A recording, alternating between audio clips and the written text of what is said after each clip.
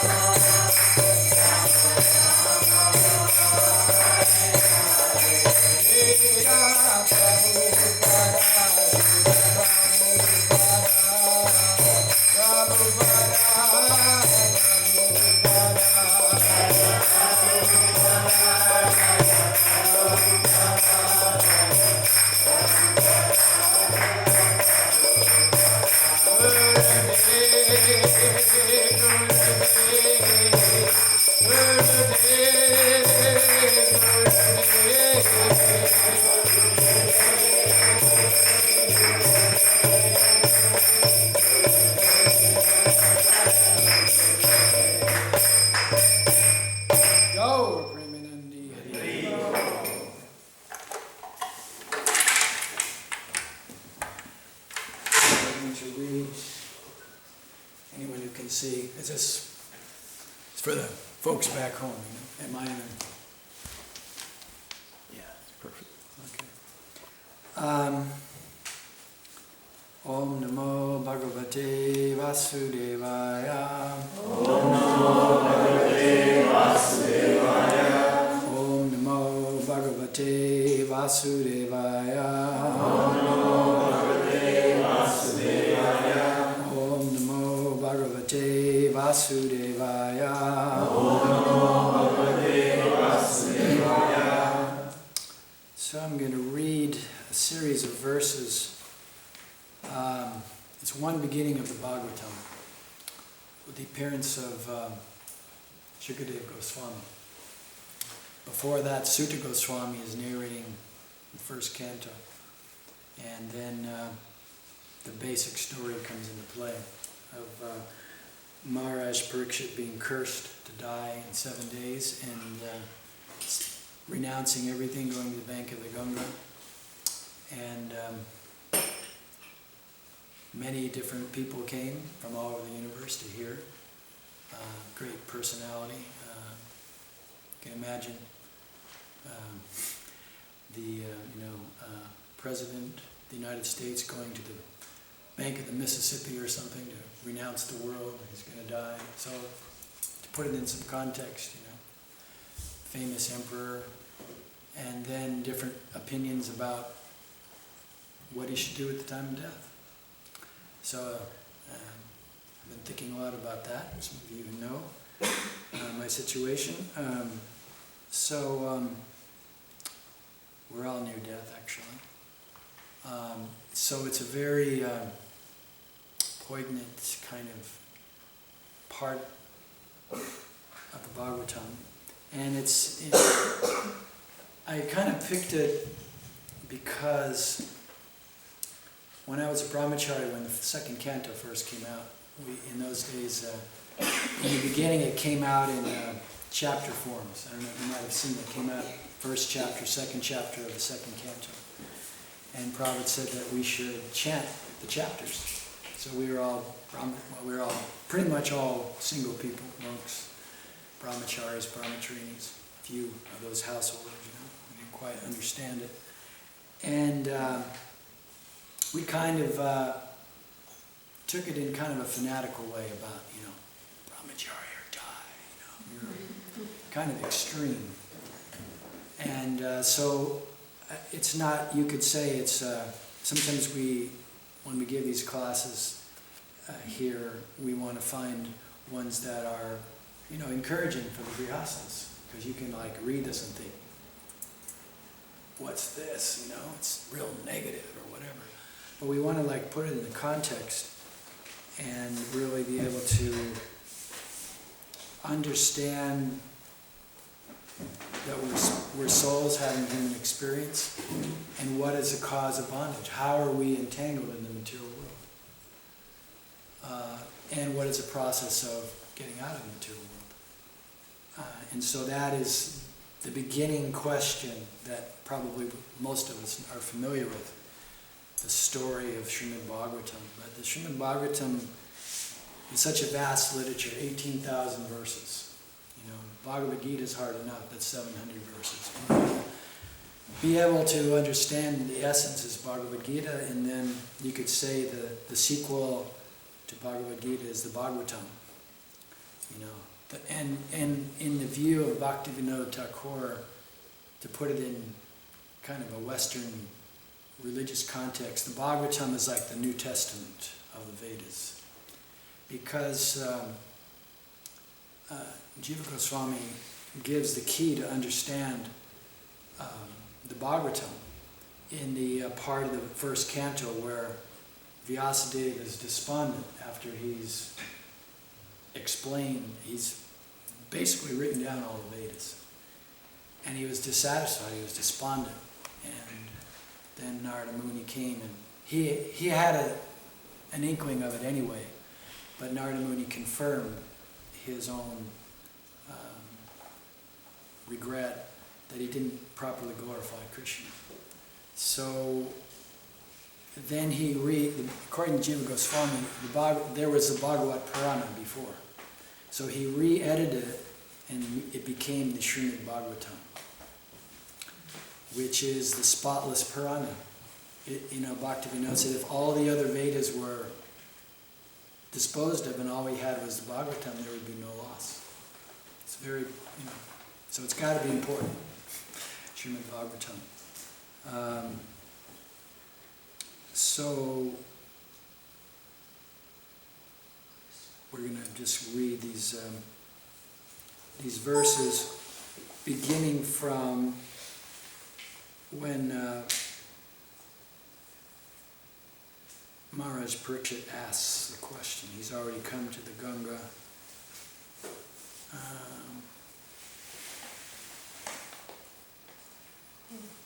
Okay. Sorry. I had it all on my computer here. Here, you want to take this? Well, question. Well, sorry about that. You can find it on here. Okay.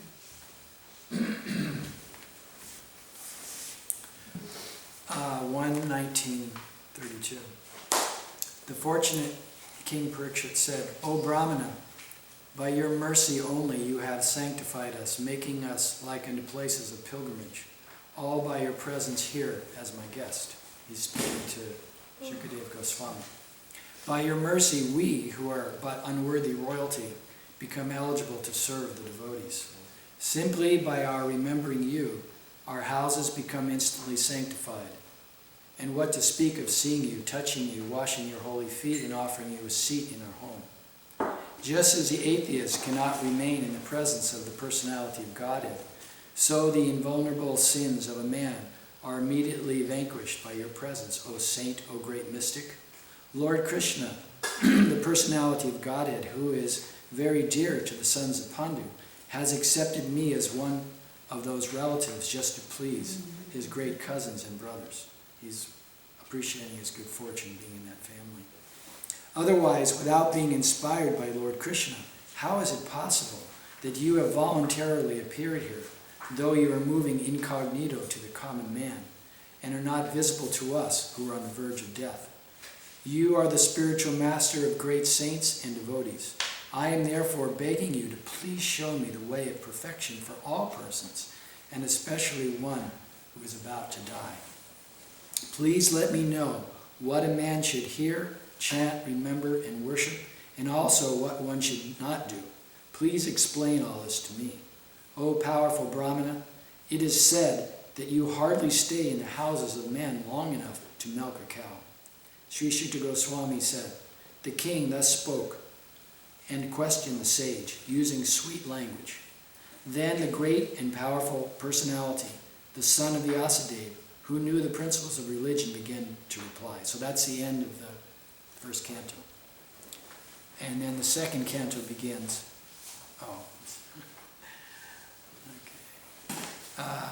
First step in God realization. The first verse. Sri Shukadeva Goswami said, my dear king, your question is glorious. It's a famous verse. Your question is glorious, because it is very beneficial to all kinds of people.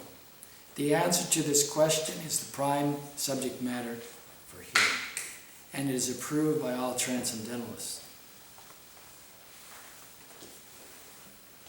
Those persons, now here are the verses that when we were brahmacharis, we were like, yeah, householders, it's terrible. But again, I want to put it in the context that, we can have a particular vision in our immaturity, and hopefully as we mature, we have a more broad kind of an understanding of what spiritual life is about. And when I was a new devotee, I was 19. See, when the second canto came out, I was 20, 21, 22. We had no elders. We had nobody. Prabhupada was the only adult, really. There was nobody that we could, was an example of what's a grihasta. What does it mean to be in the world and not of the world and all that. So, although the younger devotees, we have all different stages of devotees, and that's a great asset. I can say that I appreciate the value of having good association and persons that are more advanced than myself. So it's a very important part of our spiritual life. So, those persons who are materially engrossed, being blind to the knowledge of ultimate truth, have many subject matters for hearing in human society, O Emperor. The lifetime of such an envious householder is passed at night, either in sleeping or in sex indulgence, and in the daytime, either in making money or maintaining family members.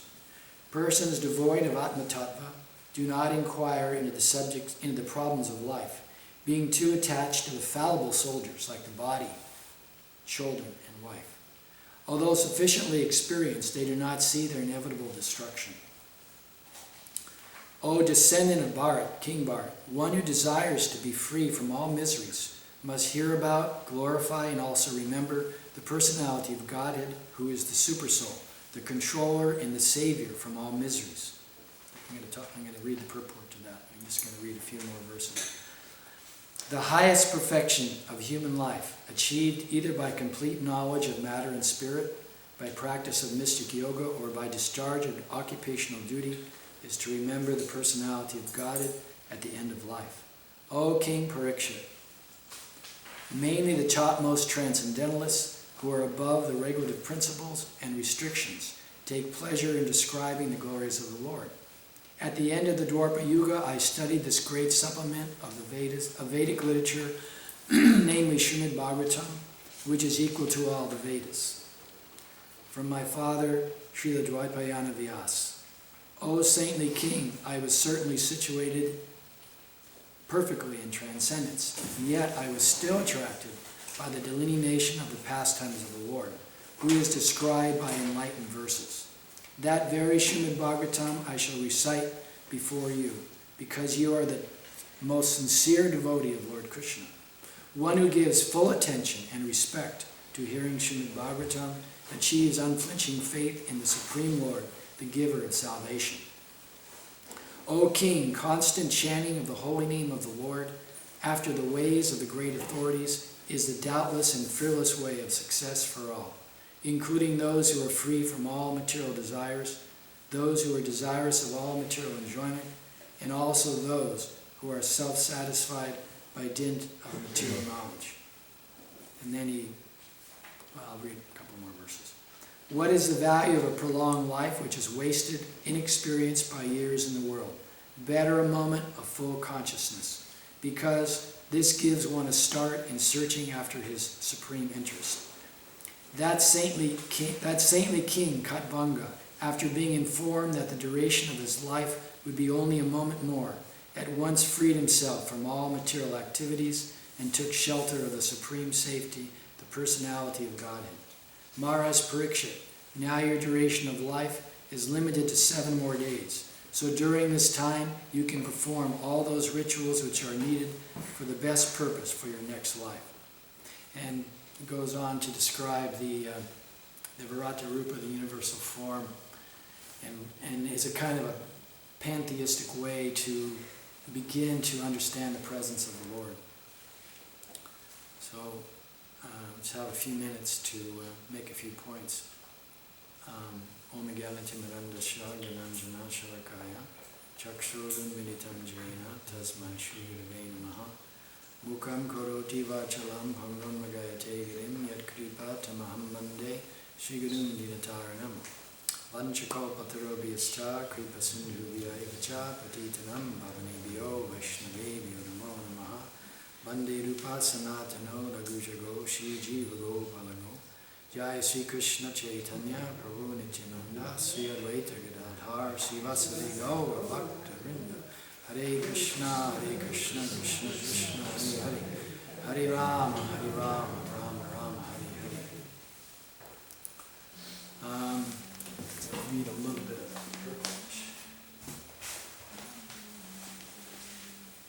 So many wonderful verses in this chapter. And this is one of them.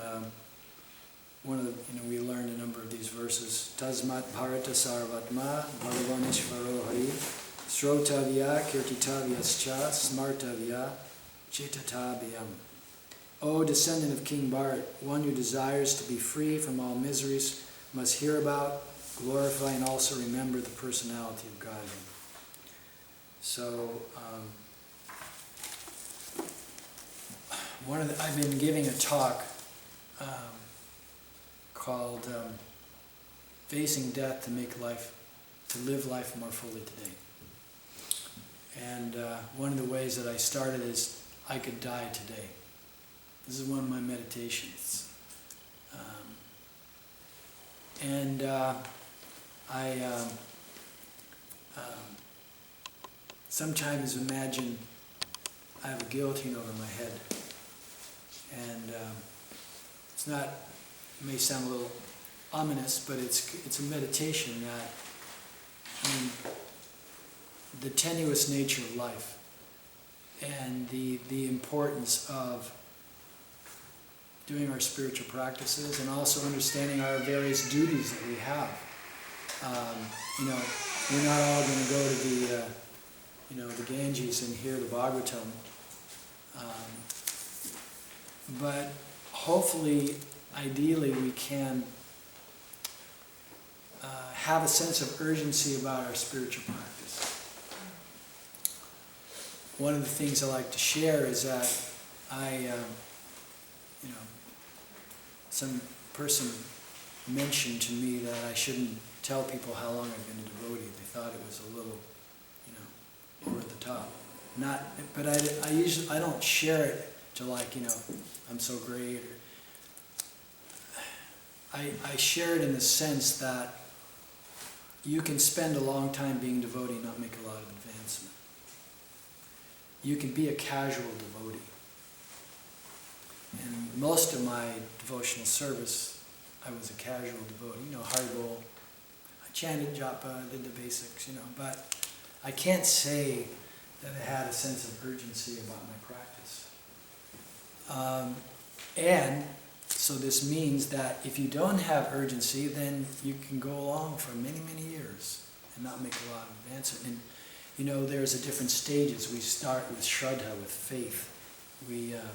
Then there's the Bhajana Kriya, doing the routine devotional service. We become initiated. Narthana Vritti.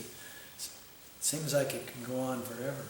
It means dealing with our unwanted ways of thinking and acting. And being able to really eradicate those parts of ourself that are not favorable. Our morality really is very simple, accepting what's favorable for bhakti and giving up what's unfavorable for bhakti. Those 6 principles of surrender that are given by Bhaktivinoda Thakur. So, one of the things I like to stress as well is the importance of, really praying. I could chant prayers for, the whole class. That's something I really appreciate doing, the prayers of saints and so many great verses glorifying the Bhagavatam. But there's also our personal heartfelt prayers to Krishna, to our teachers, Lord Chaitanya, and just calling out and really praying to make advancement. Because for many years I really didn't do that. Even when I was fully engaged, at least externally, and as a pujari and a cook, I used to say I was so busy I don't have time for devotion. Sometimes I would do, I would make the offering, I would cook it, I would offer it, and I would do the artik 6 times a day. I did that for years in many different temples. And, it's good to be busy in devotional service, but there's a certain consciousness that we need to bring to it. It isn't just getting it done. I imagine myself, running from altar to altar. Sometimes I would dress 4 or 5 sets of deities and bathe them in the morning. I was just like, it was part of my own failing too, that I didn't know how to ask for help, and it was easier for me just to do it myself. but it also means that there's a quality to doing devotional service. And whatever we have or don't have, it's really important that we pray every day to our full sincerity. How can I make spiritual progress? How can I make spiritual advancement? Let me make spiritual advancement. Let me be a devotee. Because when you really study what it means to be a devotee, it's a very high thing. Not, many of us are familiar with it. It's easy to think that we know what Krishna consciousness is. We can hold it in our hand. But Krishna consciousness is not what we think it is. It's only, we get some idea from the scripture. I mean, we may be able to describe Radharani's dress, but as you heard, they have bodies of ecstasy. We cannot comprehend spiritual bodies.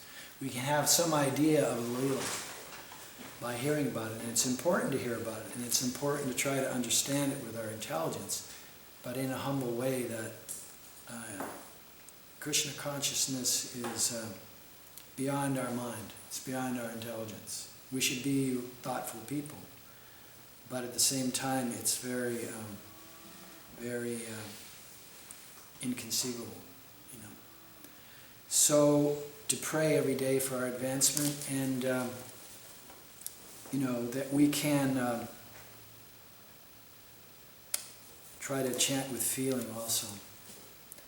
Doing our spiritual practices, and that we can also associate with people that are at least a little bit more advanced than we are, that have a taste.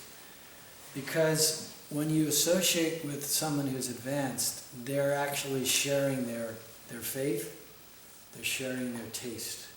That's why some people, you can hear them, you don't get tired of hearing them. At least I've experienced that with certain advanced devotees. I'm on the edge of my seat because they are having an experience of what they're talking about. And so when you hear them, you catch the fire, so to speak, of their enthusiasm. And some people, some devotees, people are not excited about it. I mean, even in Prabhupada's presence, of course, people would fall asleep because we were sleep deprived. We as brahmacharis, we thought if 6 hours is good, then 4 is even better. So we were like, So, we can take things very extreme, and really sometimes we bring in gyan to bhakti. We think the more austere, the more advancement you're going to make. It's not really gyan or austerities is not a limb of bhakti. You're not going to get bhakti from, sleeping on nails or whatever. But you're going to get bhakti from bhakti. You're going to get bhakti from your service and from associating with people that have it, and trying to associate with, the Bhagavatam and the scriptures and saintly people, and really understanding what it means to be a devotee. And one of the points that we're going to make throughout today and tomorrow is, the Trinadapi marriage. There's a lot of misunderstanding about roles between men and women. And I would like to say to you that that's a detail of spiritual life. It's not a principle. Whether the man is in charge or the woman is in charge, or you have you're both sharing responsibilities. I mean, I'm a pragmatist. Whatever works. And that's what I share with people. We're all worried about the Varnashram, and women's got to be like this, and the man's got to be like this. There is some etiquette, but really, whatever fosters our spiritual growth. How can myself as a husband and someone as a wife, how can we act in a way that's going to foster our spouse's Krishna consciousness, make them feel enlivened to serve to their full capacity? So that's really important for me to stress, because a lot of harm has been done trying to I'm the husband and you got to serve me, and you got to serve the wife too. We have to serve each other. And it's really, if we have that attitude that we are honor and respect of each other. I'm here to serve, I'm here to help you in your spiritual life.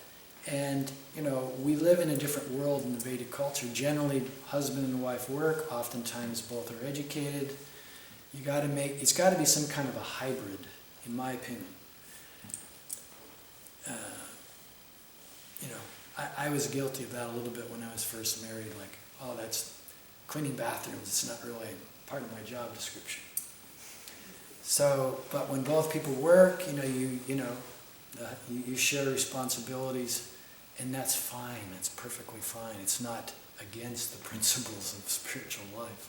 It's really, again, it's whatever works, whatever supports us in our grihastha ashram, and that we feel that, we're putting Krishna in the center of our lives. We're doing what we need to do, materially, occupationally. We're being authentic who we are in this body, and at the same time, we're understanding that, well, my wife, you might have heard of our authentic self. So we like to say this is our authentic illusory self. This is not who we are. It's who we are for the time being, but it's one snapshot in a movie of unlimited births and deaths. So now I had an experience, it was a drug experience, but it was like ego death. I had no memory of anything. I was just sitting in my body. It completely freaked me out. Just imagine all of a sudden you have no memory of anything. You're just consciousness. I experienced that. I didn't have any Krishna consciousness. Now I'd have some frame of reference for that. But at the time it was just like, oh my God, I'm just consciousness. I didn't know about a soul or anything like that. So we're consciousness. We're part of Krishna. On the beginning level, aham brahmasmi. The Gyanis use that expression. I'm spirit. Prabhupada used it. Someone challenged me that in a class. That's what Mayavadis use it. Well, Prabhupada used it. It just means I'm spirit. We say, Jiver Sarupaya Nachera Krishna Das. I'm a servant of Krishna. My wife, my husband is a servant of Krishna. By my good fortune, I'm together with them to help them be Krishna conscious. So part of, just be a couple more minutes, we want to be Krishna conscious, and part of Krishna consciousness is personal growth work. Becoming a better person. My wife's a therapist, so I spent a lot of years doing therapy. I came from an alcoholic family, so I have a bias. Personal growth work is important. Being a better person. Self-examination, introspection, looking at your good and bad qualities. We got work to do. And our spouse is an expert person to hold up the mirror for us so we can see our faults. So we can be grateful for that. Maybe we have to work through some things, but and our children, if our spouse didn't do a good enough job, no problem. We're going to have children, and they're going to push our buttons. So that's what they're supposed to do. So we should be grateful for that. And anyone you're close to can help you. Somebody irritates you. That's at least as much about you as it is them. Someone else doesn't have a problem with that person, but you have a problem with that person because you're projecting your faults on them, and so you can't tolerate that. And that's one of the things we're going to talk about is self-acceptance. That if you can accept yourself, your good and bad qualities, it's going to be easier to accept the faults in your spouse. But if you can't, you're not going to be able to tolerate it. So we're going to have our workshop today after Prasadam. We're going to talk about that.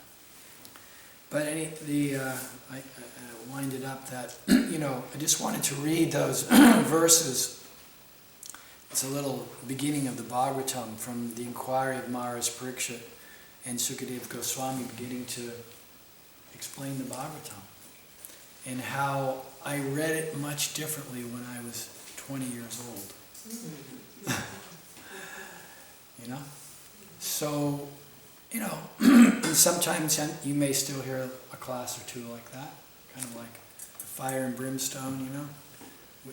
You know, my wife's, the particular devotee, they were all brahmacharis, and she was, I can't remember if she was married, it was her first marriage, but this brahmachari was, you know, what women, you know, they're just a bag of stool, and it's just, you know, it's soft on the outside, but if you press it hard, it just, you know, those kind of classes, you know, stool and urine, and my wife was thinking, this guy is going to be married very soon.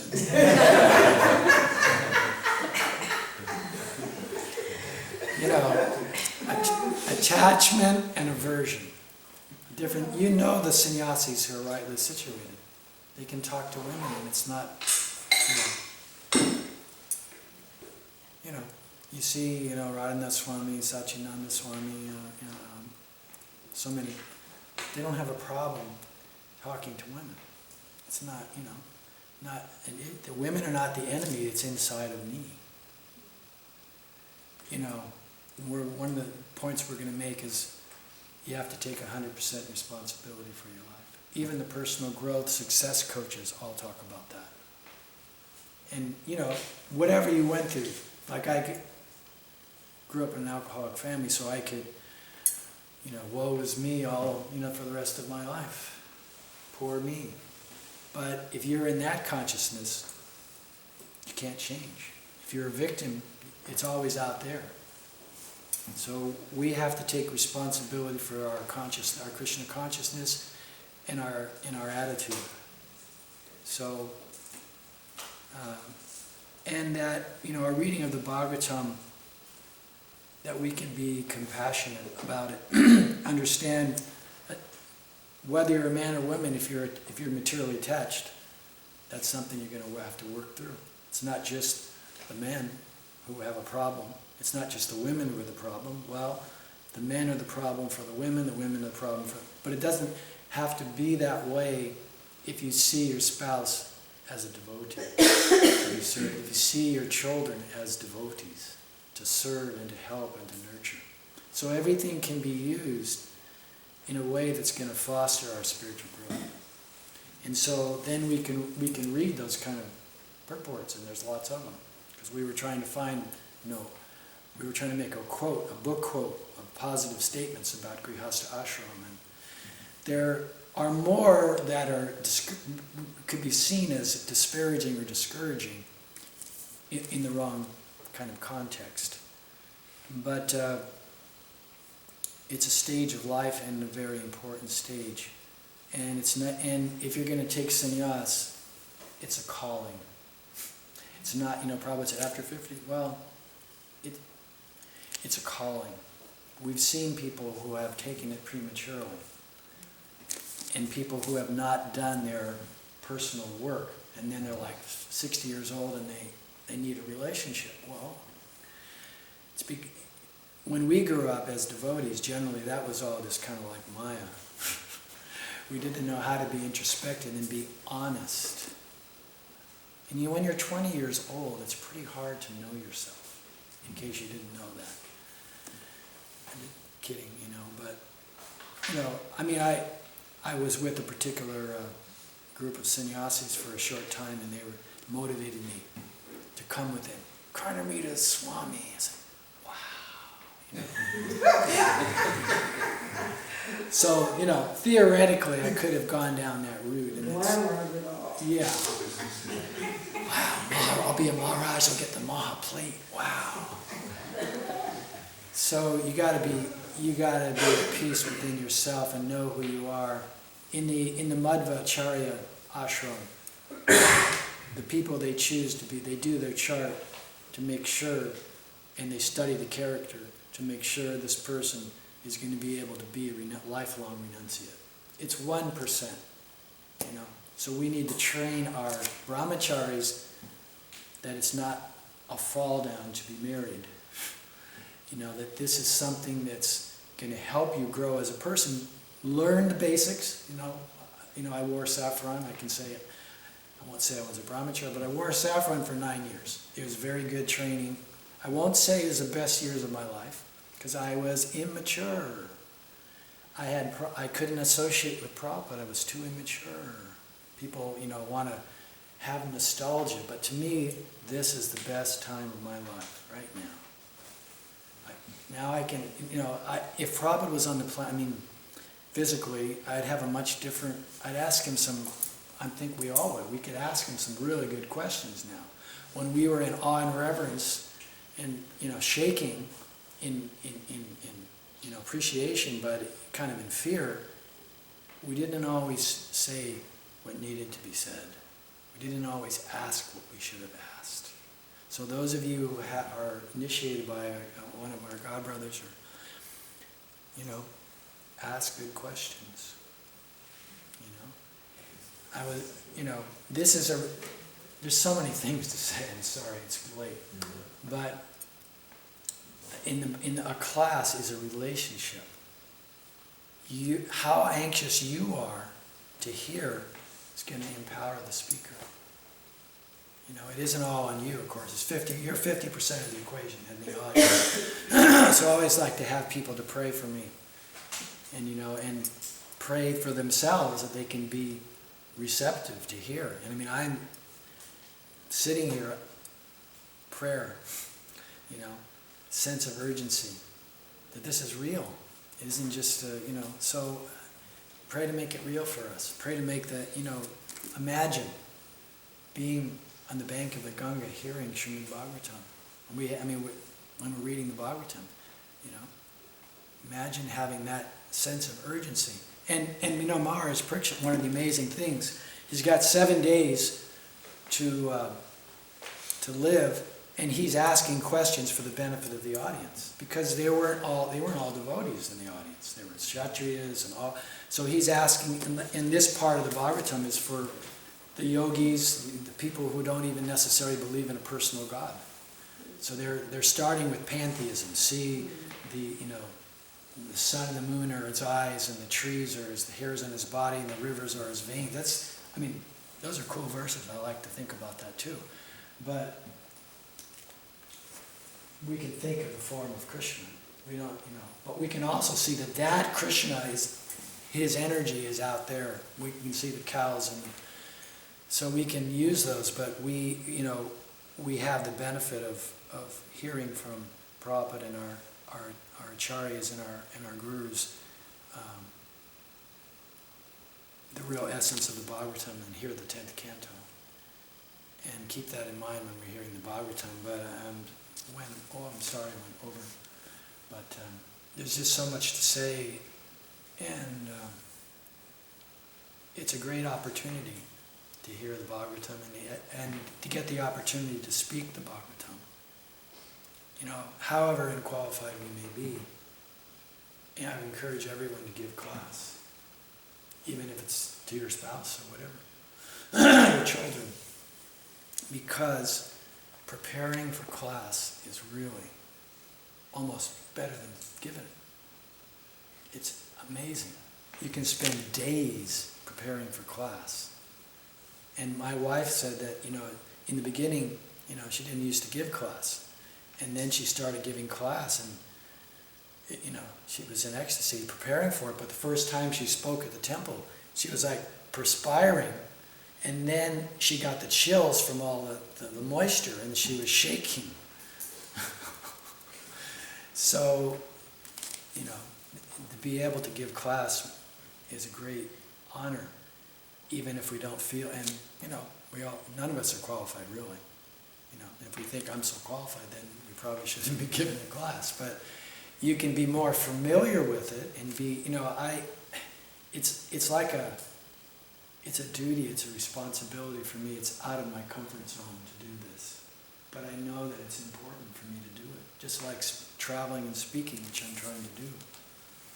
It's out of my comfort zone. But I know I have to do it. So, we're all, Hare Krishna. So, I guess we could have I don't know, we're supposed to start when, 9:30? Make the empty breakfast. And you gotta take prasadam and, so I guess we can talk during the day if you have any questions. But I appreciate your all being here very much and, making it real and being real with our spouse and with each other, at least with some of the group of devotees, being confidential, revealing our heart. It's having a support system. We all need that. So, Hare Krishna. Srila Prabhupada ki jai. Shrimad Bhagavatam ki jai. Bhagavad Prasadam ki jai.